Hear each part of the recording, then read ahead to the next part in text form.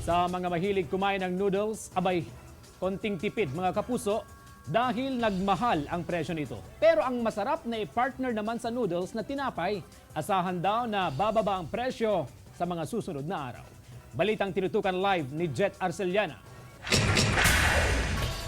Jet, CJ, kada linggo nga akong nagsasagawa ng monitoring kasabay na rin ng inspeksyon ang DTI sa mga malalaking grocery sa mall, maging sa mga nandito sa pamilihan kagaya ng kinaroroonan natin. At ngayong araw nga ay inilabas na nila yung resulta ng kanilang monitoring. Lumalabas na tumaas ang presyo ng noodles at semento.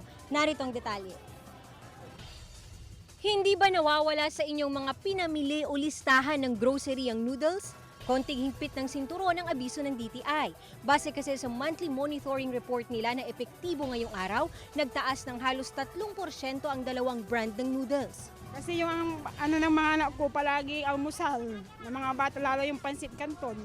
Pagtatas ng piso, di sayang din yung piso pagbaon na sa mga bata.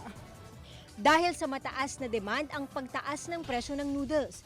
Pero positibo raw ang interpretasyon nito sa antas ng pamumuhay ng masa ayon sa ahensya. Nila ang isang barometer nila ng kahirapan ay pagkasabi niya malakas ang benta ng toyo at patis, mahirap ang buhay. Ngayon siguro baka maganda-ganda ang buhay natin dahil lumalakas yung yung para tumataas yung cost ng noodles, no. Samantala, nananatili namang problema ng DTI ang supply ng semento sa buong Rehiyon 1, ang ilan sa mga ibinebentang semento sa Pangasinan mula na sa bansang Vietnam. Nananatili kasing kakaunti ang supply nito dahil sa maintenance shutdown ng malalaking kumpanya. Just last Tuesday or Wednesday that there is an importation coming from Vietnam. So it's coming into the port of San Fernando. It's a truckload of cement. So hopefully that will help ease up yung supply ng ating construction material. Dahil sa kakaunting supply, nagtaas ang presyo ng semento, 10 piso kada bagang itinaas nito.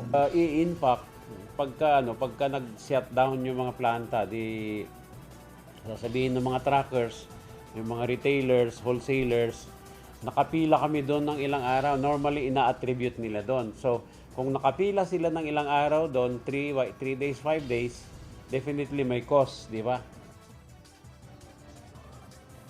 CJ, kung nagtaas ang presyo ng semento at noodles ay may pambawi namang good news ang DTI. Ngayon pa lang, inanunsyo na ng Undersecretary ng DTI na aasahan ang bawas presyo pagdating sa mga loaf bread natin. Ang nagiging basehan daw ito ay yung presyo ng Pinoy Tasty na ngayon ay nasa 35 pesos and 50 centavos pagdating ng Semana Santa. Kaya Holy Week yan, isang linggo na lang ang aabangan natin ay magkakaroon daw ng bawas presyo sa Pinoy Tasty. Susunod na rin daw yung iba pang mga tinapay. At kumpletuhin na natin, CJ, yung mga pampalasa naman sa pagluluto. Pagdating sa ating mga suka, yung isang bote nasa 320 ml ang bentahan. Sa pamilihan ay umaabot ng 15 pesos. Ganun din yung presyo ng patis, 15 pesos, mas mahal. Pagdating sa toyo, nasa 17 pesos ang kada bote nito. Ito yung presyo dito sa pamilihan, pero doon sa grocery ay mas mababa. Nasa 12 pesos to 15 pesos lamang. Naiintindihan naman daw ito ng DTI basta hindi lumampas sa 10% yung patong sa presyo dito sa mga pampublikong pamilihan. Yan muna ang latest. Balik sa'yo, CJ. maraming salamat Jet Arceliana.